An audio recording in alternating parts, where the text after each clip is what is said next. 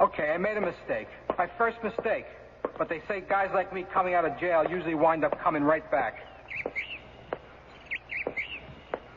I like sitting in the park, but not every day. I want to do something useful. People around here, though, they think you're over 65. You're useless. The man crossed and shoot. Who you kidding, girl? You're nowhere unless you can read. Tough problems call for real solutions, not just talk. If your community has a problem, you need action. Action is skilled volunteers of all ages working together to help solve tough community problems. Write Action, Department C, 212 North St. Paul Street, Dallas, Texas, 75201. Between us, there's got to be a solution. This is a public service of this station and the Advertising Council. WFAA, Dallas Fort Worth. The CBS Radio Mystery Theater presents...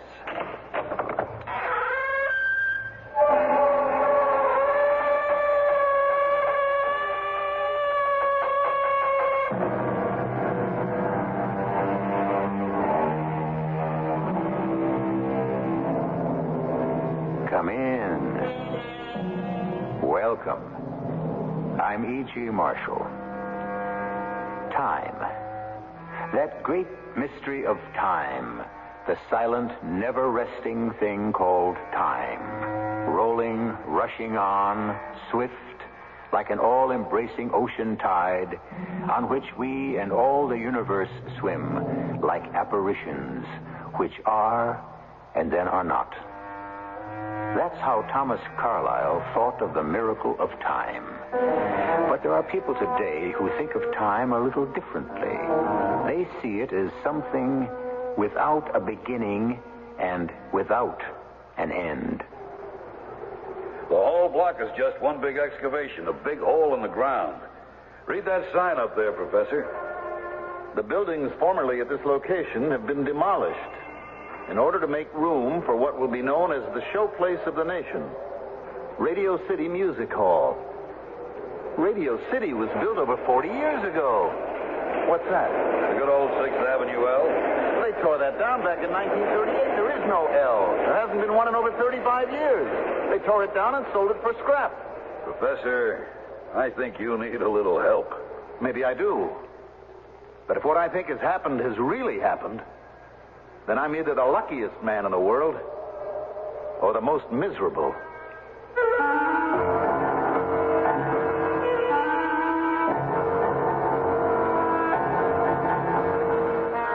Our mystery drama, Time Killer, was especially written for the Mystery Theater by Arnold Moss and stars Mandel Kramer. It is sponsored in part by all state insurance companies and Buick Motor Division. I'll be back shortly with Act One. To the man who bought the Skyhawk, to the girl in the Century, we're glad you like your Buicks, glad you set your spirit free. And to the family from Ohio, to the folks up in St. Paul, nice to see you join us, nice to see you all. Say, that Buick Century of yours is some car. Thanks, we like it. Yeah, and that tie you have on is really nice. Oh, thank you. Yeah, I see you have the V6 engine. Look at all that room. Isn't that something? I'll tell you something else that's something. Over 250,000 people have already bought 1976 Buick. I bet they're really nice people. Do you think they'd like to come over for dinner? All 250,000 of them? Well, I suppose we'd have to borrow some folding chairs. Yeah, wait a minute. Your mother has a couple. It's nice to see you join us. We're glad it came to be. Nice to see you join us. Glad your spirit's free. Buick, dedicated to the free spirit in just about everyone. Hi, this is Tony Marvin for the National Leukemia Association. Please remember this name, Project Research. In addition to our other services, which are supported separately, Project Research has been established to deliver that knockout punch against leukemia. I can also tell you that every dollar donated to Project Research will help support a doctor or researcher in the leukemia field. join me and get on a winning team, because it is only through research that a breakthrough can be made. Throw your knockout punch against leukemia. Send your tax-deductible donation today to Project Research, care of the National Leukemia Association, Box 3039, Garden City, New York. That's Box 3039, Garden City, New York. Our thanks to you for Project Research. We are committed to conquering leukemia.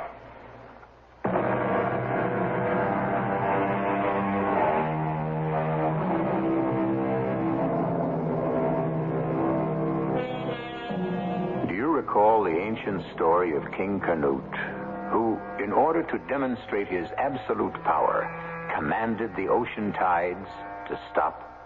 But the waves kept breaking relentlessly. Time and tide, he learned, wait for no man, not even a king. But is it conceivable that man, by force of some strange inner power, may one day be able to conquer both the tides and time? It started one day last year in December, just before the Christmas holidays. Professor Edwin Quaylen was giving his end-of-the-semester lecture at the university in his course in parapsychology. The point, ladies and gentlemen, is that time can be just as elastic as space.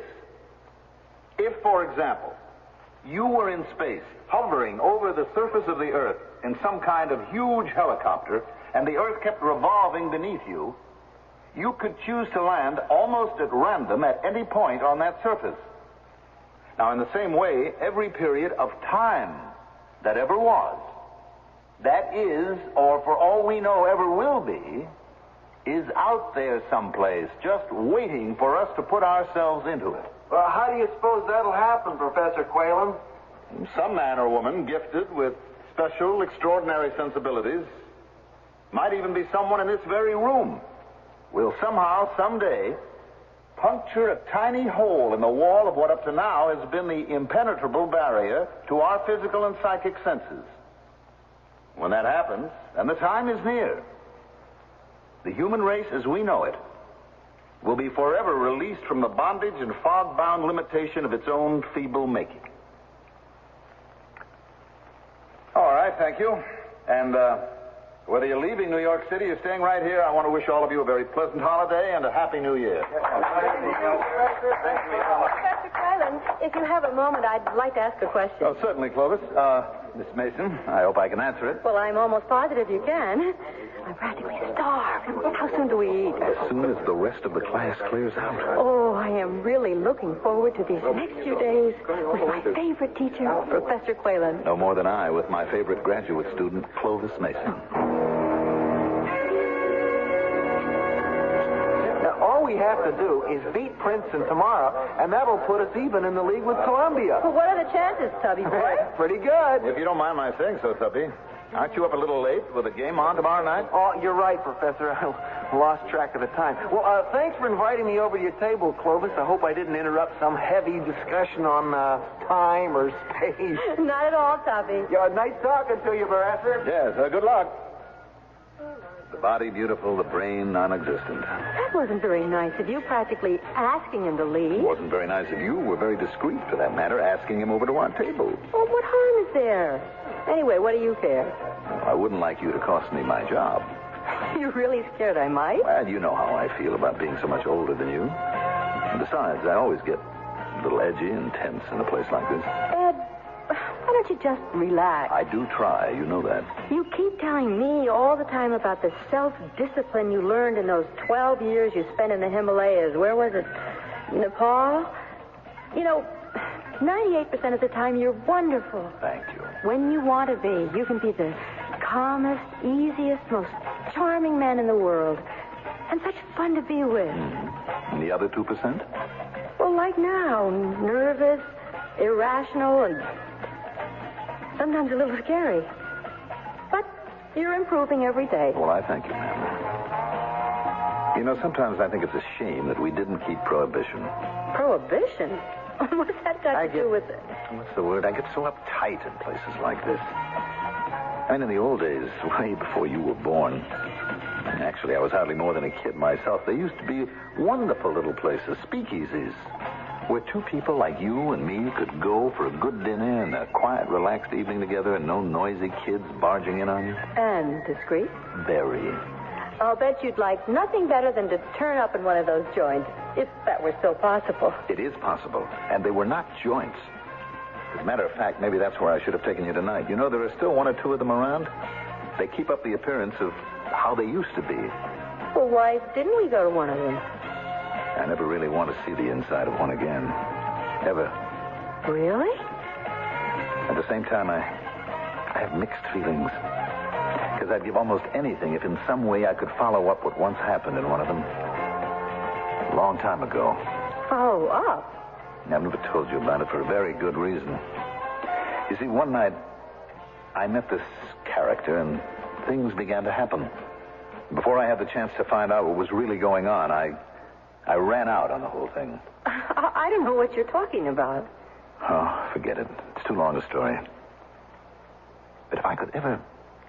Ed, this, theory of time that you believe in so deeply, just suppose in some way you could prove it actually works. Well, you know that someday it will. Of course. And suppose that I was the one who would prove my own theory correct? That a person of particular sensitivity could more or less pick his own period of time? And as well as place? And deliberately project himself into it? Why not? Why not? Why not indeed? And when I do, I tell you that... Ed, put that glass down. You'll break it. Ed, what have you done? You've broken the wine glass right in your hand. The strangest coincidence. Coincidence? Oh, you're bleeding. Here, let me tie my napkin around your fingers. Oh, waiter. Waiter. Is there anything I can do, Clovis? Oh, Tubby. He's had a little accident. Have you got your car here? Oh, sure thing. Would you give us a lift to his apartment? Well, of course. Get out of here, the two of you. What? Leave me alone. Dad. I want to be alone. I'll take care of everything myself. I don't need you. I don't need anybody. Clovis and Tubby left. I got up to leave. With no warning, I suddenly felt very dizzy. I found it hard to breathe. The whole restaurant started turning around me like a huge spinning top. Somebody loosened my tie and gave me a drink of water. The next thing I knew, I was walking up Fifth Avenue somewhere in the 50s. Without thinking, I automatically turned west into 52nd Street. In minutes, I was standing in front of a darkened door, ringing a bell. I was at Luigi's. It had always been one of my favorite hangouts back in the old days. A peephole in the door opened, and I appeared. The peephole closed. There was a pause. The door opened.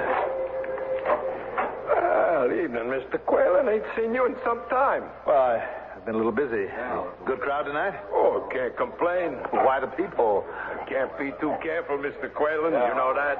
Not these days. Hey, make yourself at home. Anybody sitting here? All yours, brother. Help yourself. What'll it be, Mr. Quaylen? The regular? Yeah, please. Vodka and tonic. What'd you say? Vodka and what? Vodka and tonic. Was that something new? Some kind of a a Russian drink? What's the gag, Luigi? Gag? There's nothing. Only your regular is an orange blossom. Sometimes you switch to a Bronx cocktail. Orange blossom? Oh. Yes, of course. Bring me an orange blossom. Make mine another Bronx cocktail, please. Okay if this one's on me? Yes, I suppose so. Thank you. You just visiting our fair city? No, I'm a born and bred New Yorker, right here in Fun City. Fun City? Oh, that's a peach. I got to remember that. How about you? Well, I've been here 3 years in the advertising game. Name's Joe Delaney. Ed Quaylen. Glad to know you. What's your racket? Racket? I'm a college professor. Oh, come here often? Well, not as much as I used to. A lot of my drinking pals have died off. Oh, I'm sorry to hear that. I used to be able to walk in here, meet 3 or 4 buddies, have a quiet drink. No arguments about should we stay in the UN, should we leave the UN. UN? United Nations. You mean the League of Nations? No, I'm talking about the United Nations, Delaney, not the League of Nations. Hey, your drinks, gentlemen. Luigi's stuff is the best, right off the boat. Off the boat? The liquor.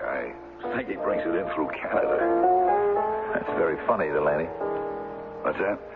Well, you hardly seem old enough to have been around in the old days, and yet the way you talk, the phrases you use, I don't know. I really don't know. Something funny seemed to be going on. I had the feeling of having seen all this before, even though it was all happening for the very first time. Where'd you find that? It's a real collector's item. Find what? A pack of cigarettes. I haven't seen one of those since, you remember, with the war. The war? All the green packs of that brand, like the one you have there, were almost overnight put into white packs when the war started. They were? Sure.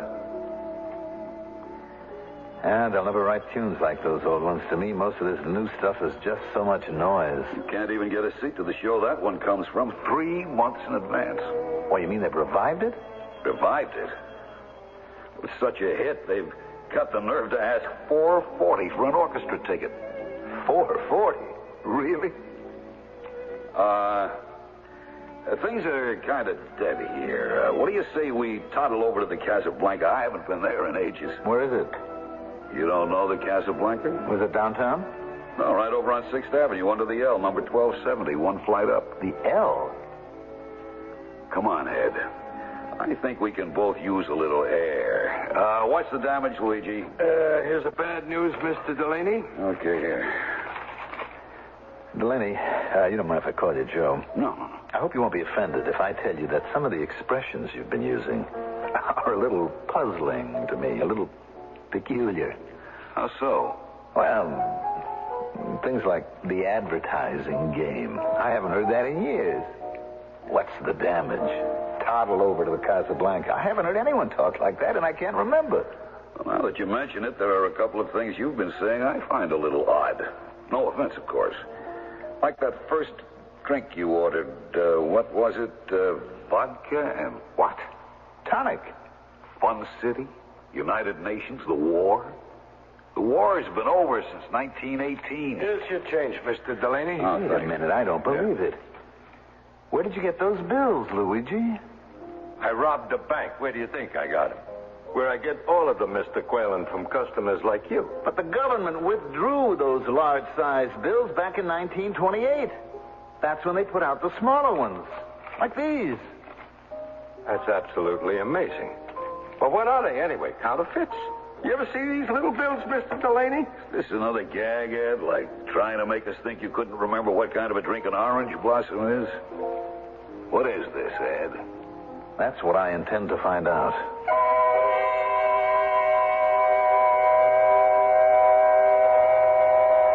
Who can undo what time hath done?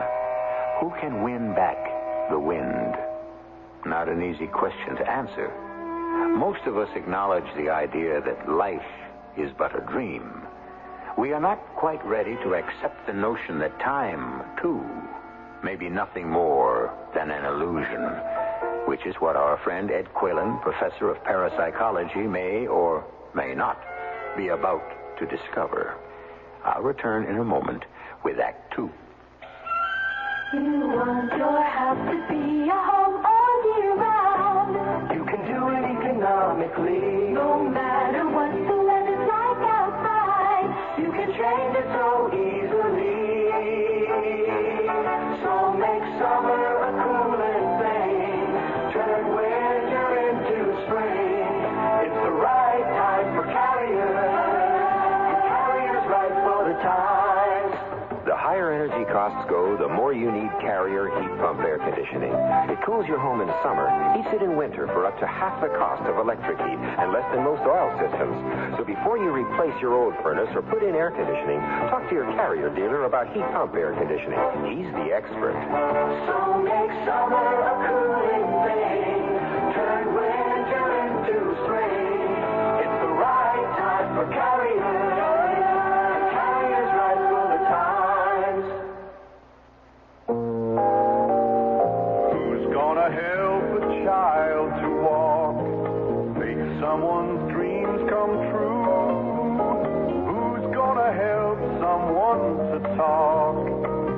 Easter seals and you, who will be working all year round, someone to count on too, and who will never let them down.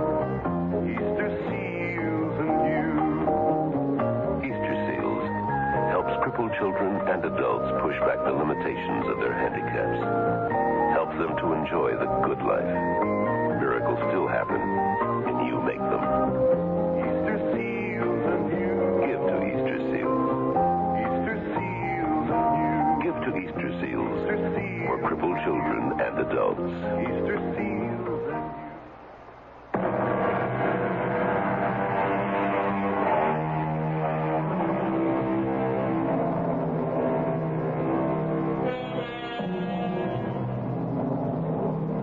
What is time? The shadow on the dial? The striking of the clock? The running of the sand? Day and night? Summer and winter? Months? Years? Centuries? These are only the outward signs, the measure of time. As for the nature of time itself, Professor Quaylen, who seems to have little more in common with Joe Delaney than his taste for good whiskey, is about to find out. The House of Representatives has just passed the measure by a vote of 211 to 105. It is expected that the new law... For one moment, please. Please stand by for a special announcement. What's that all about? Listen, maybe there's been a... I am reading from a special announcement that's just been handed to me from the newsroom. The body of Charles A. Lindbergh, Jr., infant son of the great American hero, Charles A. Lindbergh, was found dead less than an hour ago. Missing since March 1st of this year, a continued search for the child, dead or alive, had, up to this evening, revealed nothing. Turn it off, Luigi, please. In spite of the fact that $50,000 had been paid to the unknown kidnapper. What do you know? He paid the ransom and the kidnapper killed the kid anyway. Took 2 years to find the kidnapper. 2 years? How would... In 1934. 1934? Yes. Bruno Hauptmann, a carpenter. He was brought to trial the next year in Flemington, New Jersey, I think it was, and found guilty of the crime. After that, they changed the law, the Lindbergh kidnapping law. Hold your horses, Ed. How do you know all this? What are you talking about? It was all in the papers.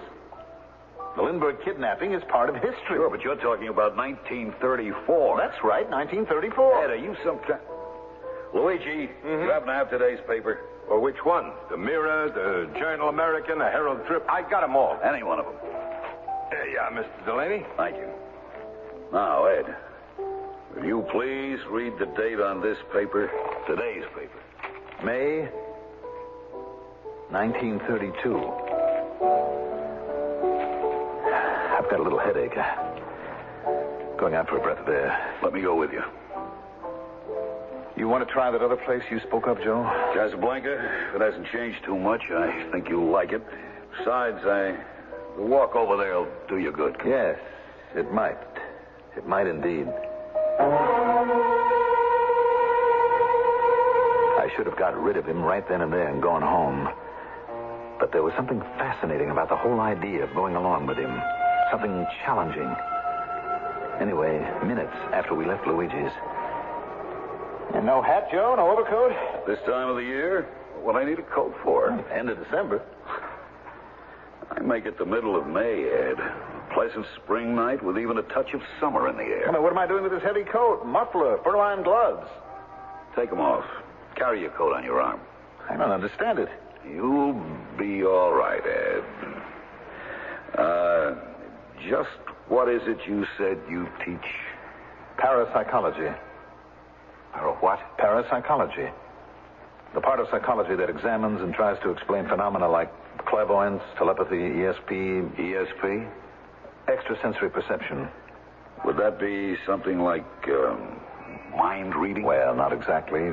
There are people who can anticipate what's going on in someone else's mind days before the thing itself happens, even though the two of them are separated by hundreds of miles. Not fakes? Oh, definitely not fakes. I'll be a monkey's uncle. fact, one of the things I've been working on is a new theory of time that says that past, present, and future are in a sense all one and the same. That a person, without changing in any way himself, might be able to introduce himself into any period of time that he chooses. How could that happen? Because time is not real. It's nothing but an idea that man has invented. Hold everything, Ed.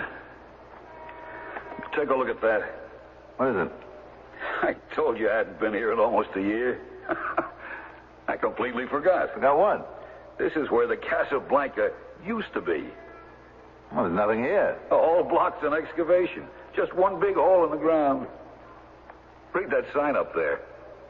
Buildings formerly at this location have been demolished in order to make room for what will be known as Rockefeller Center. On this site will be built one of the most beautiful and modern theaters in the world, to be known as Radio City Music Hall. But Radio City was built over 40 years ago. What's that? The good old 6th Avenue L. They tore that down the end of 1938. Take it easy, There is no L. There hasn't been one in over 35 years. They tore it down and sold it for scrap. Professor, I think you need a little help. Maybe I do. If there's someone I have to tell about this, if what I think has happened has really happened, then I'm either the luckiest man in the world or the most miserable. I'm not sure which. Taxi? Taxi! I had the same dizzy feeling I'd had earlier in the evening. In fact, I'm almost certain that I blacked out right there in the cab. I can't be sure for how long. Then, before I knew what had happened, I was in Clovis' Greenwich Village apartment. Clovis, darling, I apologize for what happened earlier this evening. Oh, I understand, Ed. You were more than a little wound up, and when that wine glass broke in your hand, you really lost control. I know, and I'm sorry. Oh, how is your hand? No, it's all right. It's fine. Clovis, listen. You are the only person in the world who can understand what happened. What happened? Yes. You remember I kept talking about the days of Prohibition, the speakeasies? Uh-huh. How I wished we could have gone back to one of them? So? Well, Clovis, that's where I've been. To a speakeasy? To a 1932 speakeasy. What are you talking about? I have been back to 1932. I don't follow you. You know that imaginary helicopter I keep using in my lectures? Yes? Hovering over the earth as the earth revolves beneath it? Of course. And how I keep saying that almost any day now, someone whose senses are tuned to a fine sensitivity and who has the strength of will to want it to happen will make that helicopter land at almost any point in time that he wills. Yes? Clovis, I'm almost certain that I have done just that. I think I am that someone. What? Only I made one big mistake. I left too soon. I left Delaney standing there right under the 6th Avenue L in front of the excavation for Radio City Music Hall. Ed, stop pacing around the room. Sit down, please. Don't you see, Clovis, if I don't go back tonight... Look, I have to find Delaney again. It's of the greatest importance. Why? Who is this Delaney? By himself, he's nothing. But meeting him again may be the answer to everything I've been searching for. Take me with you, Ed. I want to go with you. When the time is right, you'll come with me, Clovis. But not before.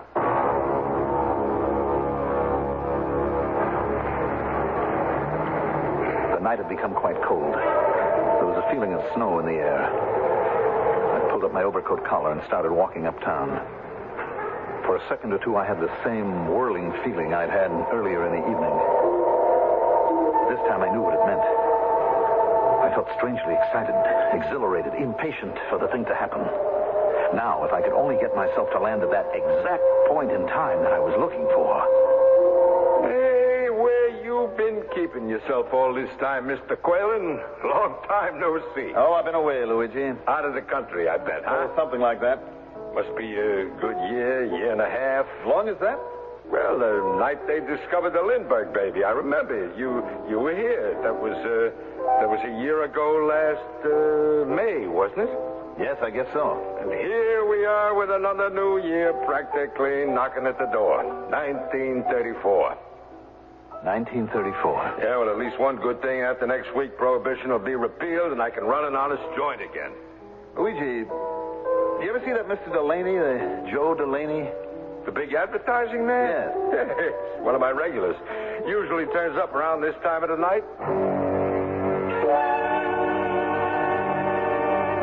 At that point, I realized I had missed the exact point in time I had been aiming for.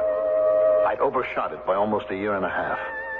Instead of getting back to May 1932, I had landed into December 1933. I don't believe my eyes. My friend the professor, right? Quigley, Quinn, something with a Q, correct? Quaylen. Ed Quaylen. Right, I'm Delaney. Yes, I remember. Joe Delaney. Advertising, account executive, right? What a memory.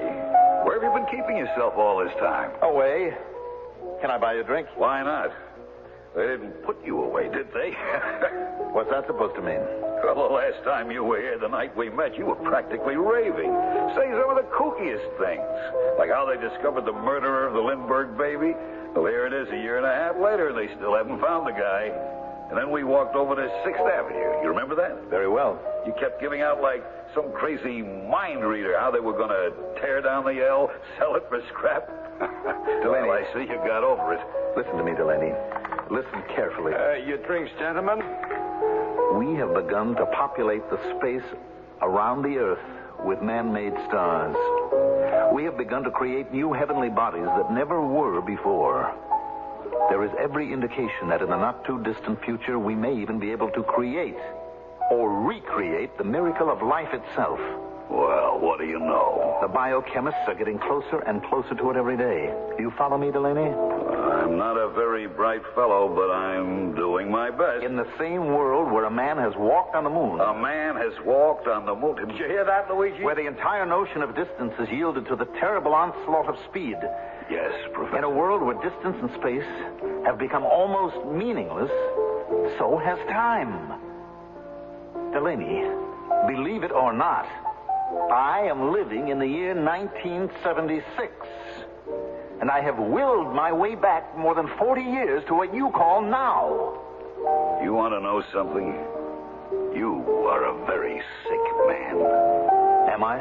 You don't belong here. You belong in some kind of an asylum. You don't mind, Luigi, I'm taking my drink over to one of the tables, and if I were you, Luigi, I'd call an ambulance. Now, just a minute. Take your crummy hands off You me. ignorant little huckster. Luigi, he's getting a little violent. You better throw him out before he loses control completely. What do you think you're doing? Put that broken Don't you bottle take down. another step toward me, Delaney. Not one step. You really are crazy. Just stay where you are. What do you think you're threatening? No! No, my God! Push that broken bottle into my face! Hey, you pushed Delaney over. He hit his head. He's out cold. And his face and head are all covered with blood. I didn't mean to. Maybe you better send for a doctor. Mr. Quaylen, you can't leave now. Don't try to follow me, any of you. Where are you going? Well, none of you will ever find me. Not if you were to live forever.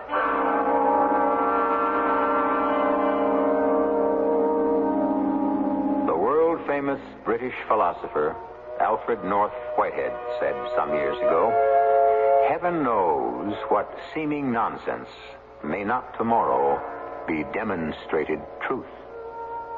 The miracle by which you now hear my voice began in the great mind and imagination of a man whose dream was, at the start, called childish and nonsensical.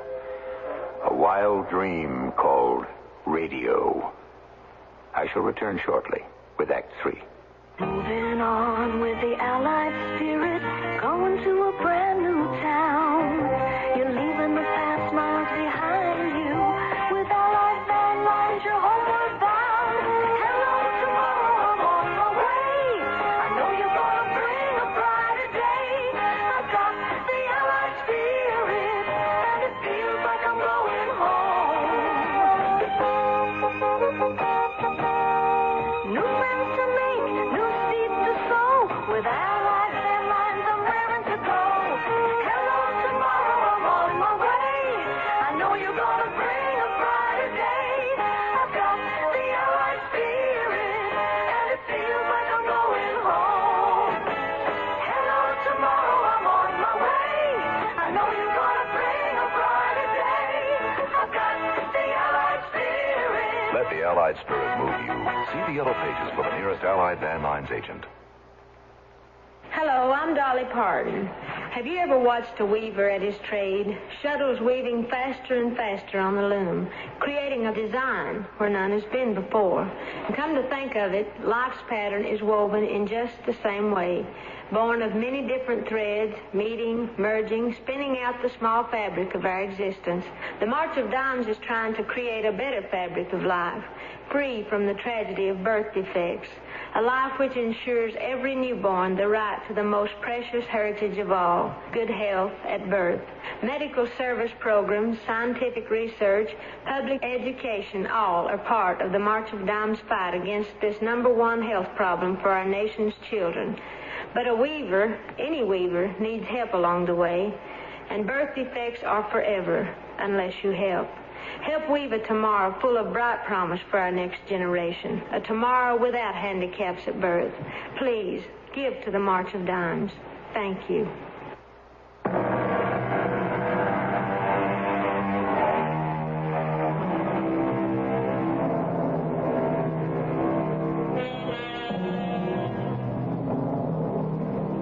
The tree that is seen is real enough for the sensation of the eye. The tree that is dreamed of is equally real for the person who's dreaming of it, as long as the dream lasts. But the tree that is seen and the tree that is dreamed of can never be the tree itself, the real tree. In the same way, the experience of time can be an illusion, something that's not quite real, something that exists in the mind alone.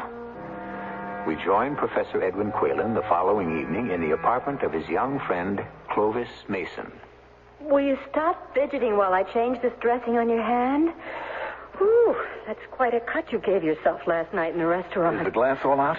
I think so. Ed, after what happened that night in Luigi's place, that was when you took off for Nepal and the Himalayas?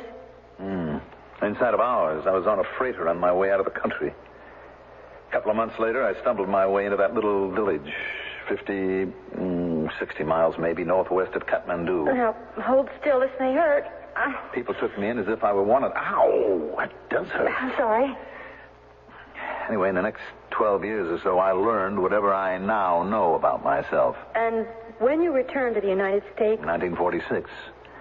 I was a much wiser man.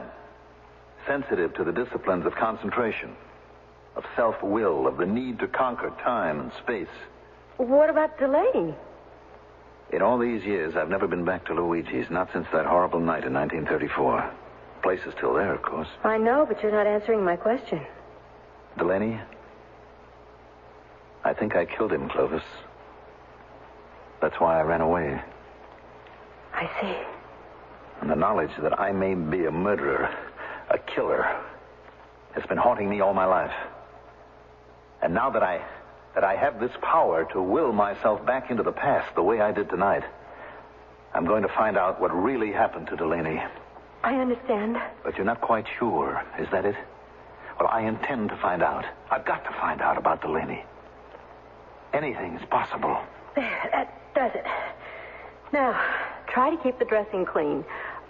One question? Yes? When you go back this time... I expect to prove several things.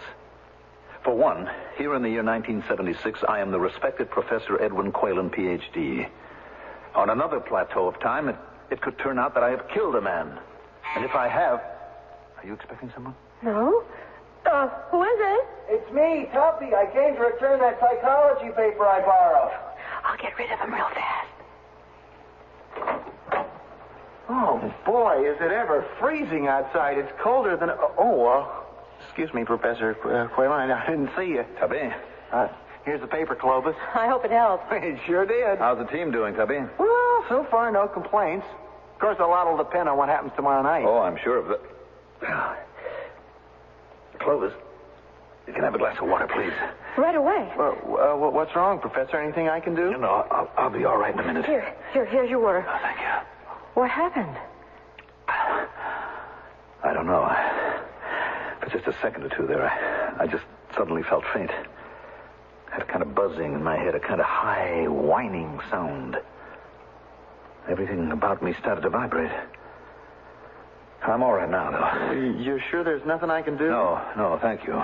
Well, then, guess I'll be going. I'm sorry about tomorrow night, Tubby. Tomorrow night? Yes, the game. What about the game? What are you sorry about? To lose such an important game by one measly little point. What? In just the last 8 seconds of play. I don't think I follow you, Professor. The game tomorrow night, 97-96, their favor. But, Ed, they won't be playing until tomorrow night, 24 hours from now. That's quite true, isn't it? Yeah, if you'll excuse me, I think I have to be going. You sure you're okay, Professor? Yes, I think so, Tubby. 97-96? That can't be. It just can't.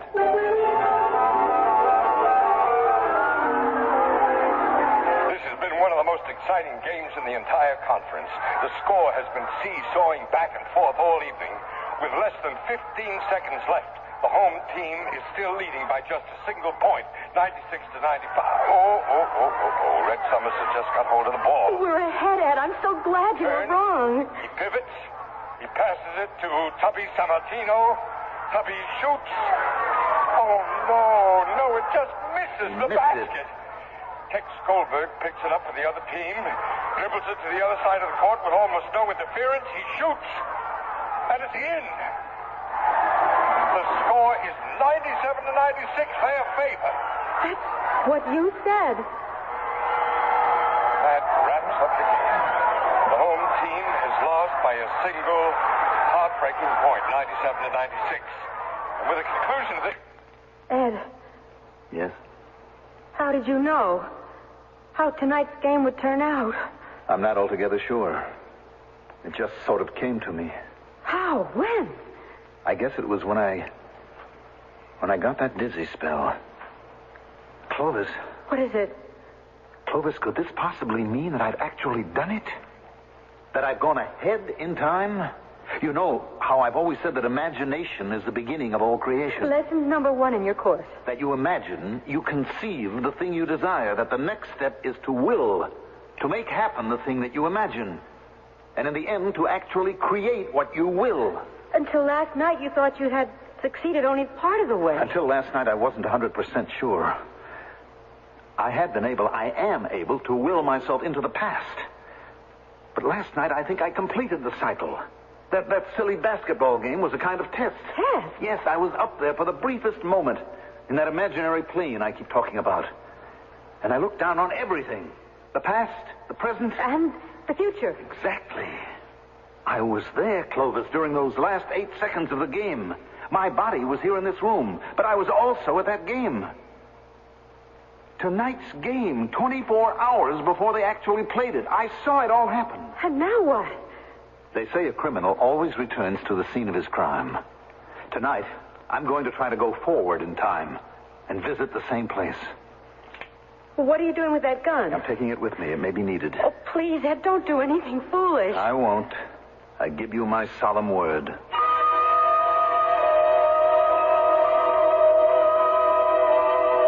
I left Clovis' apartment and started walking. I can't recall which way I was going. Toward the river, I think. Then, just as it had happened before, I heard that weird ringing in my ears. Everything got blurred before my eyes. The next thing I knew, I was sitting on a stool at the bar in Luigi's. Here you are, sir. Your drink. Thank you. Bartender? Yes, sir? I'm curious about this place. Has it been here long? Luigi's? I thought everyone knew about Luigi. He's been here since the 1920s. That's so? Well, was there ever an actual Luigi? Oh, indeed there was, sir. Luigi was sort of an institution by himself. He died only last year.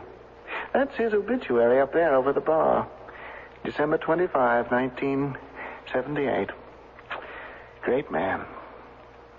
He died this past December, 1978? Christmas Day, 3-4 months ago. Sad day for all of us, for all his friends. Evening, Roger. A little windy tonight. Oh, good evening, sir. The regular? Thank you. Mind if I sit here? No, I'll talk. So. Some wind out there tonight. You visiting our fair city? No, not really. I work here. That's all. Yes, I'm a teacher. College professor. Now, that is funny. The minute I sat down, I said to myself, I'll bet $1 that gentleman's a college professor. Does it stick out that much? Economics, I'll bet. No, not even close. Psychology. Psychology? Well, that's very interesting. You come here to Luigi's often? No, I haven't been here since... Oh, I can't remember when. Interesting history, this place. If these walls could talk. Yes? Yes, sir. This place has seen just about everyone and everything. U.S. presidents, foreign dignitaries, movie stars, murderers. Murderers? A man was killed right here at this same spot we're sitting at. Back in the 30s. A man was killed? Never found the fellow who did it. Disappeared that same night into thin air. One of the great unsolved mysteries of the police department. That's all. What did the victim, this Delaney, actually die of? A fractured skull. You see, as he fell down... Excuse me, sir. Did you just say Delaney? Yes, the name of the man who was killed. How did you know his name was Delaney? Oh, you just said so. No, I did not. I mentioned no name. Well, that's funny. I thought you had. I guess maybe I had read about it at one time, and the name just stuck in my memory. Of course. By the way, what did you say your name was, Professor? Quaylen. Edwin Quaylen. I thought so. You thought so? Why? Do you know me? You have no idea how happy I am to meet you, Professor Quaylen. Now, wait a minute. What do you think you're doing? Putting handcuffs on you, Professor. You're under arrest. Are you out of your mind? Not quite. I'm a detective attached to the 17th Precinct.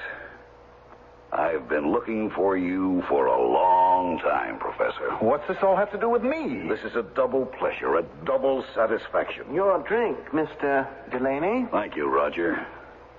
Delaney? Yes, I'm Vincent Delaney. You see, Professor, the man you killed, Joe Delaney, was my father. And that's why... Well, you'll never get me. Never. Wait a minute. What's happening? Where are you? No! Roger, have I gone out of my mind? Did you see what I saw? I don't believe it. He vanished. Disintegrated right in front of our eyes. And the craziest thing, he took my handcuffs with him wherever he went. And if they think for 1 minute that I'm going to live out the next 3 years just waiting for them to catch up with me... Ed, what are you doing with that gun? Put it down. I will not spend the rest of my life in jail. Give me that gun, Ed. Oh. Go ahead. Open it, Clovis. Open it. I'm going into the bedroom. Oh, hi, Clovis. I was wondering if you and Professor Quaylen might like to be my guests. Guest? Yeah, at next Saturday night's game. I got 2 complimentary tickets to every game. No. Oh, dear Lord in heaven, no.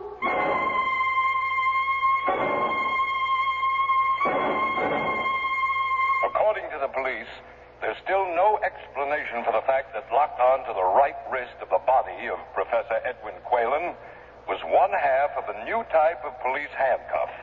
The other half was dangling free. What puzzles the police authorities even more is the serial number of the handcuffs. The number QX152964 will belong to a new model that the police are contemplating purchasing at some time in the future. They do not anticipate that this new type of handcuff will be in production much before the end of 1978.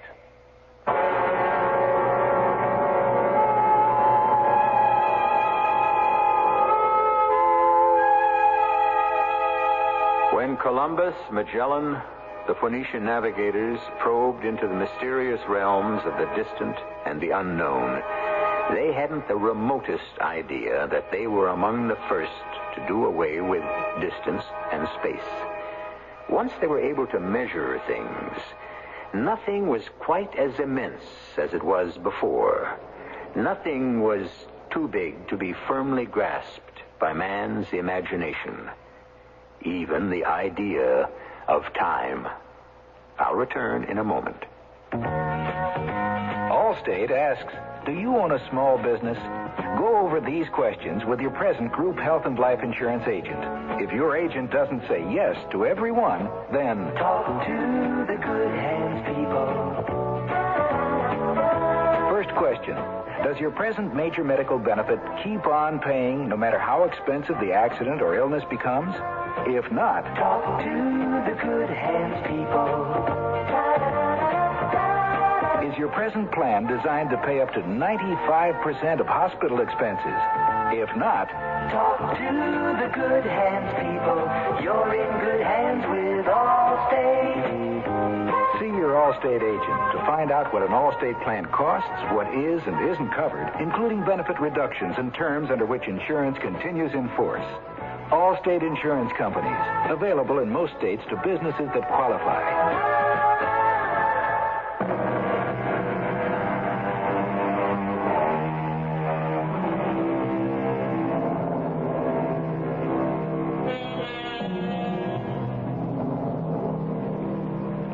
Recall how Professor Quaylen in his lecture said that every period of time that ever was, is, or will be, is out there someplace waiting for us to put ourselves into it, if we wish. That some specially gifted person might one day penetrate the barrier of time and do what now seems impossible. Do you suppose that one of you, listening at this moment to my voice, might be the very one to do this? Our cast included Mandel, Kramer, Rosemary Rice, Jackson Beck, Russell Horton, and Arnold Moss. The entire production was under the direction of Hyman Brown. And now, a preview of our next tale. He could be a criminal genius, but don't let his running away convince you. All children do that when they're caught in a crisis. Stuart has run away, and we have got to find him. Just to find out, is he smart? No, Miss Telford, to find his friends. He's the only lead. Surely I don't have to explain. What would the Pentagon pay for a disintegration beam? How many millions would an element transmuter be worth? If we could teleport, travel by mind alone, how powerful would we be? My goodness. Mr. Herod, this professor's almost got me convinced. How about you? Mr. Warbeck, your caper makes us look like pikers. Thanks for letting us cut in on you. We'll pay off. We'll find that kid. Radio Mystery Theater was sponsored in part by Allied Van Lines and Carrier Air Conditioning. This is E.G. Marshall inviting you to return to our Mystery Theater for another adventure in the macabre. Until next time, pleasant dreams.